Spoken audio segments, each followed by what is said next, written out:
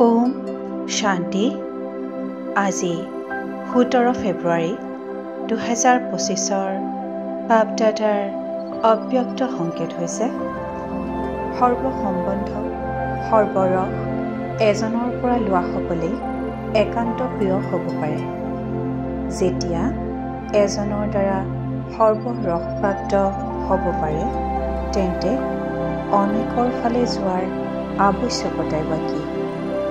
কেৱল এটা শব্দও স্মৃতিত ৰাখিলে তেতিয়া তাত গোটেই জ্ঞান আহি যায়, স্মৃতিও আহি যায়, সম্বন্ধও আহি যায়, স্থিতিও আহি যায় আৰু লগতে যি প্ৰাপ্তি হয় সেয়াও সেই এটা শব্দৰ পৰাই স্পষ্ট হৈ যায়।